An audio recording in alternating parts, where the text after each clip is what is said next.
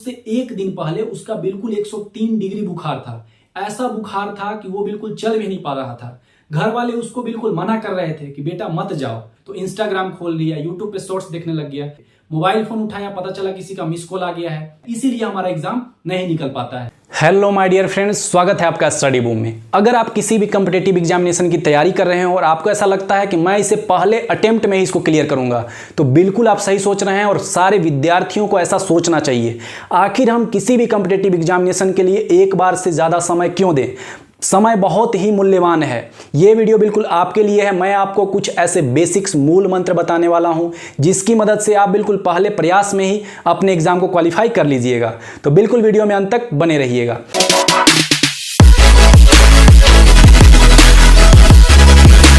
मान लीजिए अगर आप शिमला जाने की तैयारी कर रहे हो या किसी भी ऐसे ठंडे प्रदेश में जाने की तैयारी कर रहे हो जहां पर बर्फबारी होती है, तो आप क्या ले जाना चाहिएगा? वहां पर हो सकता है स्वेटर, मफलर और कुछ कंबल वगैरह आप पैक करिएगा।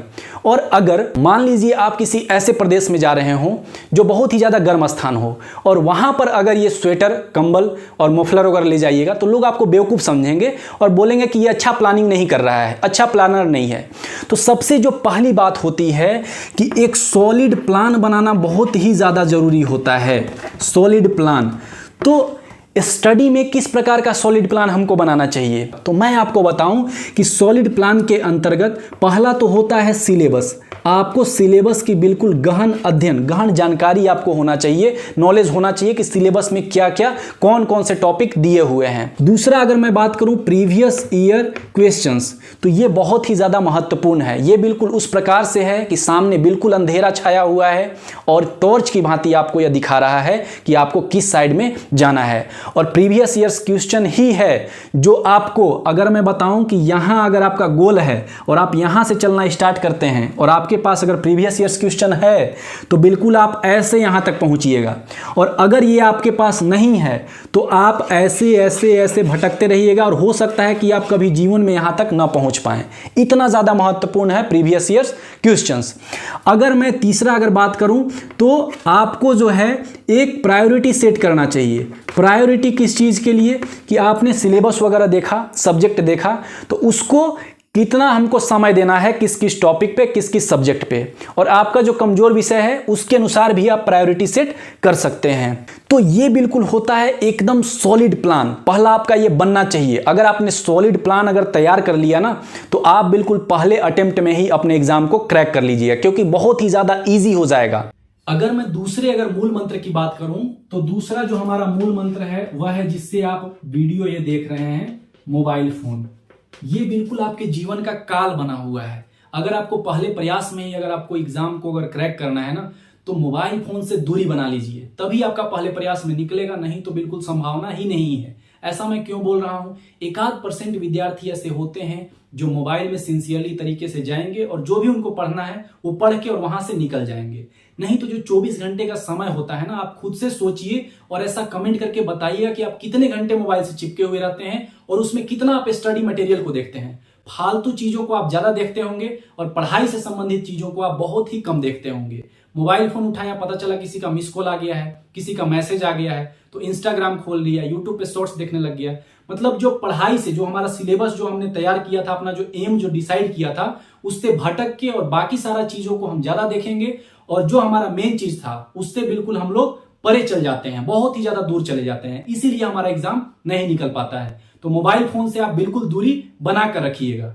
तीसरा जो हमारा मूल मंत्र है, अगर आप मोबाइल से डिस्टेंस बना लिए तो आपका हेल्थ जो है ना, वो बहुत ही ज्यादा सुधर जाएगा और ये हमारे फर्स्ट अटेम्प्ट में एग्जाम को निकालने के लिए बहुत ही ज्यादा मददगार साबित होता है हमारा स्वास्थ्य। अगर मैं आपसे ये पूछूं कि स्वाद गुलाब जामुन में होता है या फिर हमारे जीभ में होता है, इसका अगर उत्तर आप ये देंगे कि स्वाद गुलाब जामुन में होता है, तो फिर वो जहां जिस प्लेट में रखा हुआ है वहीं से हमको स्वाद दे देगा।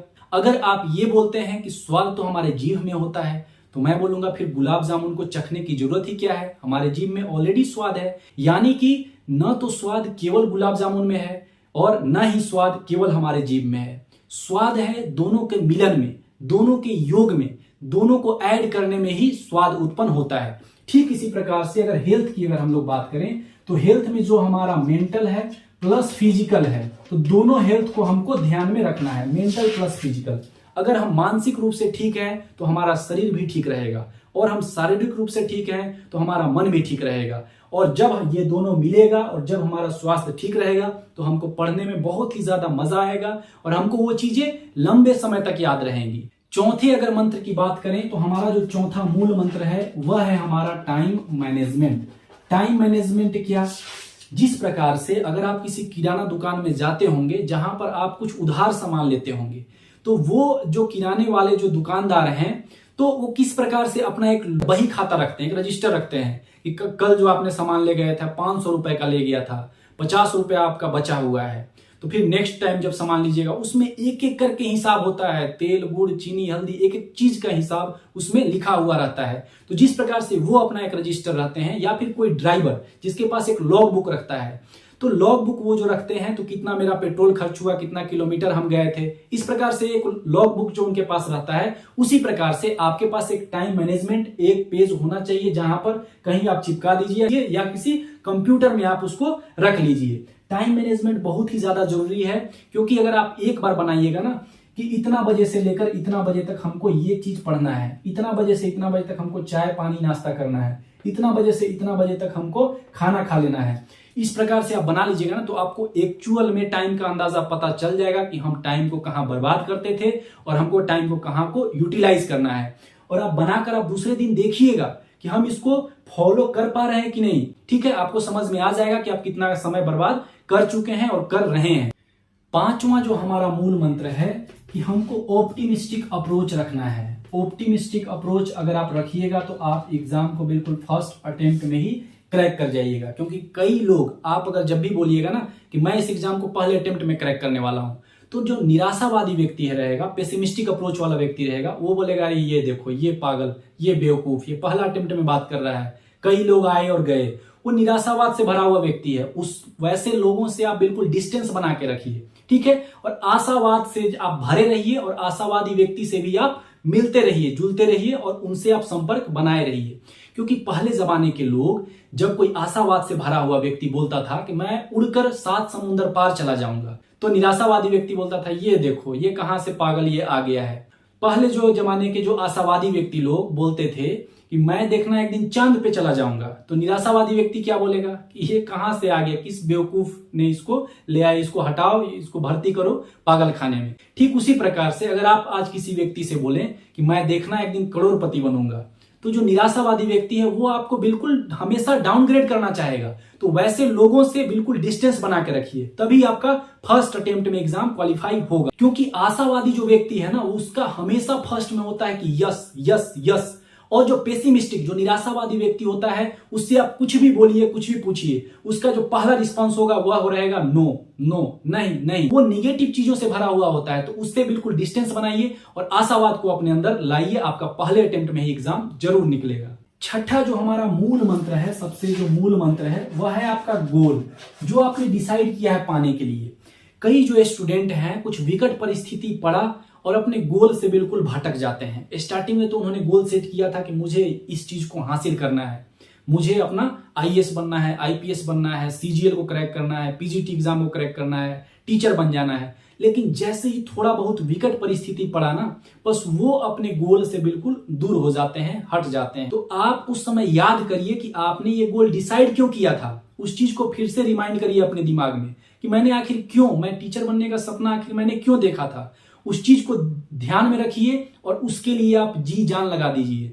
मैंने एक उदाहरण देखा है, मेरा एक दोस्त ही था, आर्मी का जब दौड़ होता है, आप लोग इसको जानते होंगे भली बात कि आर्मी में दौड़ होता है, तो जब दौड़ दिया जाता है ना, उसका जिस दिन दौड़ था उससे एक दिन पहले उसका बिल्कुल 103 डिग्री बुखार था। ऐसा बुखार था कि वो बिल्कुल चल भी नहीं पा रहा था। घर वाले उसको बिल्कुल मना कर रहे थे कि बेटा मत जाओ, नहीं निकाल पाओगे और क्यों परेशान हो रहे हो, नेक्स्ट बार एग्जाम दे देना। लेकिन उसके अंदर इतना पैशन था, इतना जुनून था कि वो बोला कि नहीं, मुझे जाना है और मैं निकालूंगा। और वो गया और अपने जो घर से जो उसका सेंटर था वो 7-8 घंटे के डिस्टेंस पर था, उसने ट्रेन में सफर भी किया और गया, अच्छा खासा दौड़ा और वहां जो भी फिजिकल मेडिकल जो होता है उसने पूरा करके आया और 2-3 महीने बाद उसका रिजल्ट भी हो गया। तो मेरा ये पूरा विश्वास है कि आप अगर जिस चीज को बिल्कुल शिद्दत से चाहेंगे ना, बिल्कुल पैशन के साथ, उसमें जी जान लगा दीजिए, मरने तक आप दम लगा दीजिए कि नहीं मैं चाहे मर जाऊं लेकिन मुझे मिलना चाहिए। आप मरिएगा नहीं लेकिन आपको वो चीज मिल जाएगा, इतना आप दम लगाइए। तो बिल्कुल जी जान इसी को लगाना बोलते हैं। और लास्ट जो सबसे मूल मंत्र मेरा है वह है रेगुलरिटी। इस चीज को ध्यान में रखिएगा। जो 7वां मूल मंत्र है वह है रेगुलर होना। ठीक है, अगर आप नहीं रहिएगा, और रेगुलर नहीं रहने का कारण क्या होता है? कारण ये होता है कि आप अपने शरीर को बिल्कुल मशीन की भांति इस्तेमाल करने लगते हैं। आपका जो शरीर है ना उसको थोड़ा सा रेस्ट दीजिए। अगर आप मोबाइल फोन को भी अगर आप 10 घंटे चलाएंगे ना तो वो भी आपसे हाथ जोड़ लेगा कि भैया या दीदी मुझे थोड़े समय के लिए छोड़ दो ना, वो भी हीट हो जाता है। तो ये तो शरीर ही है, शरीर को भी रेस्ट की जरूरत होती है।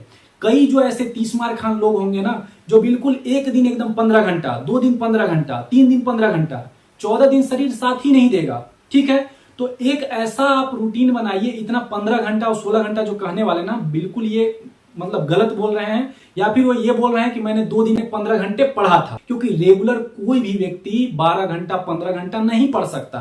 ठीक है, कुछ दिन आप पढ़ सकते हैं लेकिन ज्यादा समय तक नहीं पढ़ सकते। इसीलिए अपने शरीर को मशीन की भांति इस्तेमाल करना बंद करें। आप एक टाइम टेबल, एक लिमिटेड ड्यूरेशन का टाइम टेबल बनाइए। मान लीजिए आप 40 मिनट का बनाते हैं एक सब्जेक्ट का, 40 मिनट आप पढ़िए, उसके बाद थोड़ा देर उठिए, घूमिए फिरिए, 5-10 मिनट इधर उधर बात करिए, फिर आ जाइए। ठीक है, ब्रेक दे दे के पढ़िए। आपको स्कूल में याद होगा ना कि हर 50 मिनट के बाद एक घंटी बजती थी और नेक्स्ट सब्जेक्ट आता था, उसमें आप रिफ्रेश हो जाते थे।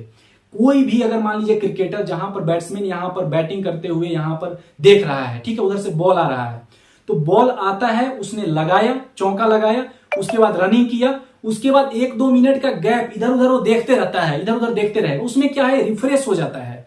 वैसे ही हमारे शरीर को रिफ्रेशमेंट की जरूरत होती है और हर कुछ समय के बाद, आधे घंटे 40 मिनट के बाद आप थोड़ा सा ब्रेक लीजिए। जहां पर आप स्टडी कर रहे हैं वहां से आप उठिए, थोड़ा बहुत इधर उधर आप देखिए, किसी से बात करिए या कहीं कुछ थोड़ा सा पानी वानी पी लीजिए और उसके बाद आइए फिर से स्टडी करिए। ऐसे करते हुए आप 5, 6, 7, 8 घंटे तक आप पढ़ सकते हैं, लंबे समय तक आप पढ़ सकते हैं।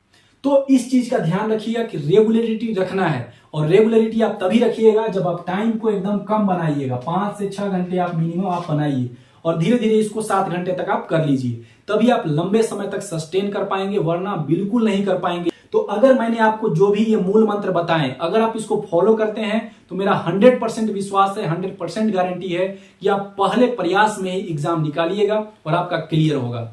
आशा करते हैं कि ये वीडियो आपको बिल्कुल पसंद आया होगा। धन्यवाद, मिलते हैं हम लोग ऐसे ही मजेदार वीडियो में।